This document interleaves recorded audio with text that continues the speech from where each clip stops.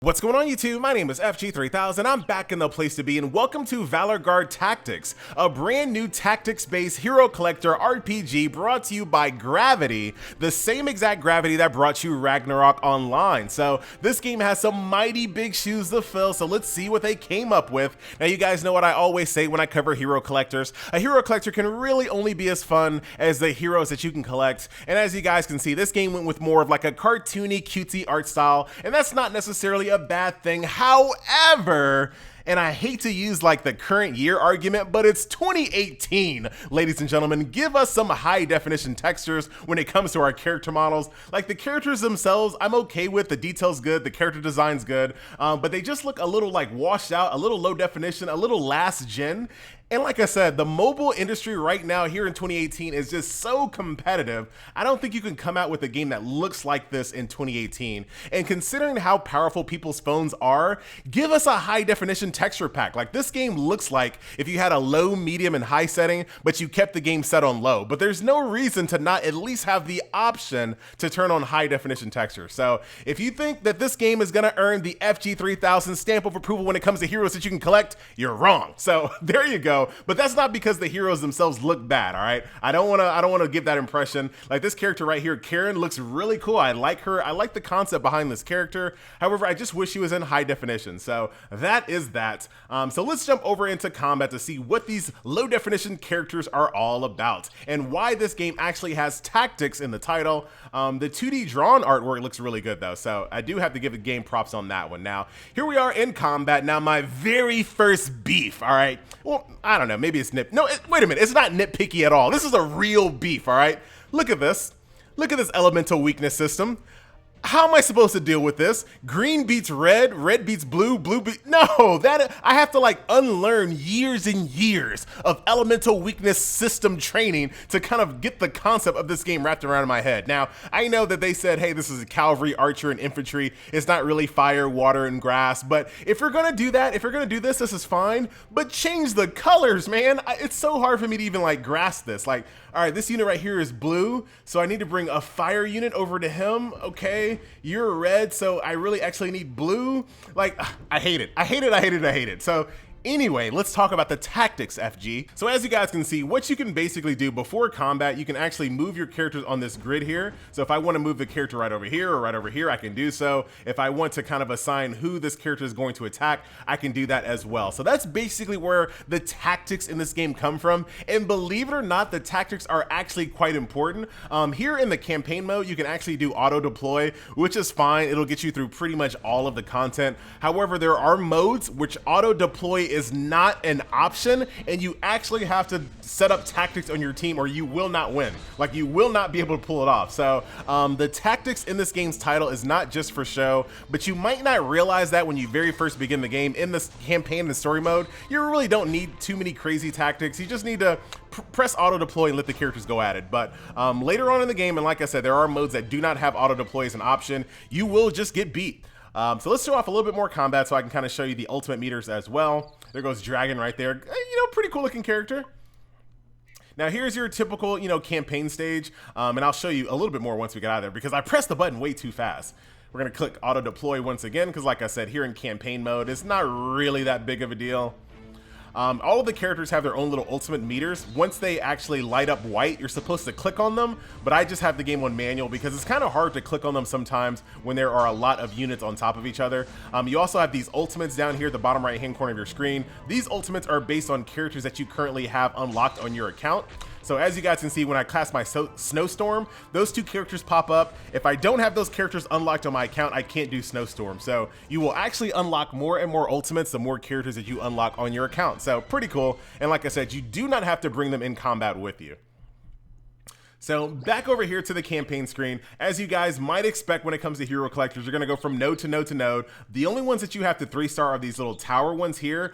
You can basically kind of just barely make it on these little small nodes here, but these are the real nodes that you really wanna make sure you get a 3-star on. And after, of course, you've 3-starred them, you can go by here and sweep the stages, ×5 sweep, etc., etc. You don't have to have a VIP or anything like that unlocked to do that. So there you go. So that is the campaign mode. What we're also gonna do, I'm gonna go and kind of show you some other gameplay modes here in the game. Let me show you guys Flight Challenge. So Flight Challenge is basically like a puzzle in the game. This game, it basically gives you preset units. So all of these units, as you can see, they're all level 80. And basically it's your job to figure out how to beat this content using this team. And I'm actually not gonna set up a tactic here. I'm just gonna show you that you will lose unless you actually have good tactics. And I like the fact that they put this mode in the game to force you to be like, hey guys, this game, the tactics isn't just for show. If you just kind of try to, you know, barrel, oh, maybe, hold on. I'm saying all this stuff. What if I beat this with no tactics? I might actually beat this with no tactics. Well, no, I'm losing. Yeah, I'm probably gonna lose this. We still have this tower over here. We got these little catapult thingies. Yeah, we're gonna lose. As you guys can see right there, I lost. So you do have to really kind of think about how you set up your units and who they go against and things of that nature. So yeah, pretty good on the game for actually making sure that that is an important aspect of the title. And I'm sure in PvP as well, that's also going to be a very big factor on how you can defeat opponents in PvP, because you can also, when it comes to PvP, and I'll kind of show you that right now, you can set up a defensive formation. So maybe you can kind of set up like a your own special tactic of some sort. Check this out. This Angela, like the character models look pretty good. So maybe, you know, I want to kind of set up my units in such a way that someone has to do some interesting tactics in order to beat them. So kind of interesting. So props to them on that one for kind of thinking outside the box and doing something a little bit different when it comes to combat. So as you guys might expect, of course, there is a PvP system. So you can battle each individual opponent on your server, trying to get as high as you possibly can to get rewards. There's a thing called Unit Challenge, which is basically like a tower mode, but I do like the presentation of this tower because you basically start at the bottom and this guy's in your way, and you kill him and you kind of keep going up the tower. I want to show you that animation here. Angela's a really good looking unit, by the way. Oh, hold on, I got a new character since then. Let's put Baron in there, auto deploy. And like I said, this mode right here does have the auto deploy feature, so you don't have to really worry about that. In PvP, you do not have auto deploy, so yeah, you got to set up your own defense, and then when you fight the said defense, you have to have your own tactics as well. Let's go ahead and summon this big rock golem. What the heck is that, FG? Summon my little sandstorm. And there you go. GG. Down they go.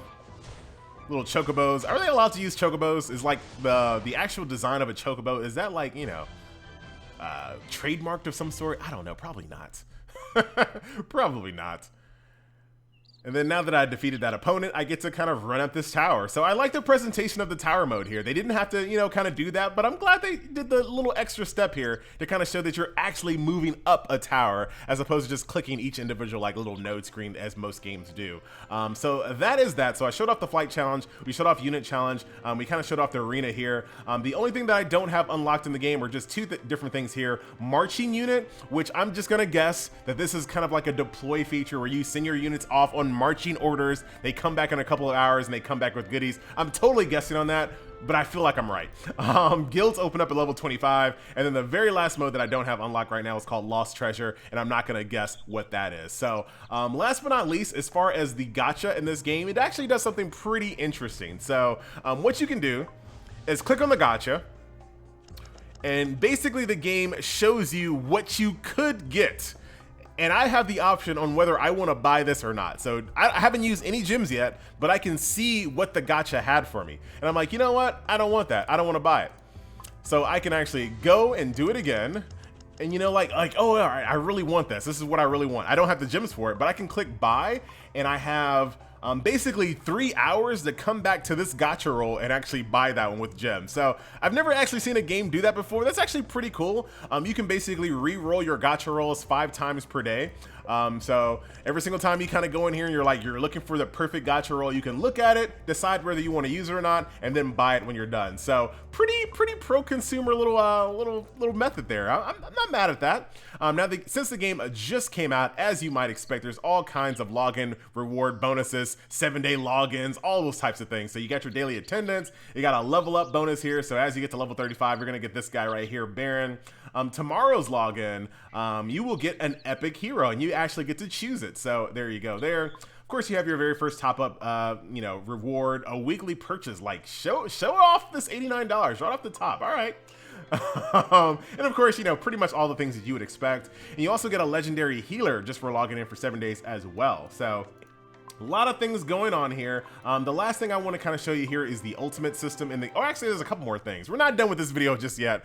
Here is the ultimate system, as I was talking about a little bit earlier. So as you unlock these specific characters, you will get these ultimates that are tied to the character. So this casts an AoE wild power, which gives you attack and speed and movement, all kinds of good stuff, but you cannot get this ultimate until you actually have these characters unlocked on your account. So once I get Selena here, Salinas, then I will actually be able to unlock this ultimate, and then I can use them on any party that I want. Same thing with Holy Light here, Devil's Yoke, Bomberman, that's kind of cool. This is a cool looking character right here. Madeline, got this little wolf guy here. Like, I definitely like the 2D drawn artwork. They did a really good job. I just wish they would just give us a high definition texture pack. Fizzer, that's pretty cool. Show off a few more heroes since we're here. There goes Angela, that little harpy chick that I really like. There's Valkyrie there, Dina.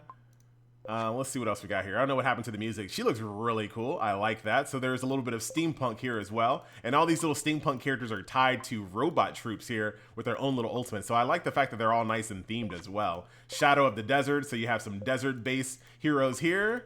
Kind of cool. Not mad at that. And then Skywall. So there, look at this guy. That looks like a copyright violation.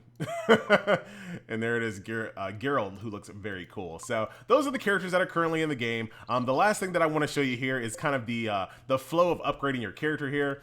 So pretty straightforward. You have this currency right up here that can upgrade your character. So just by getting this currency here, you can level up any character you want. So if you get a brand new character and you want to level them up, you can do so quite easily.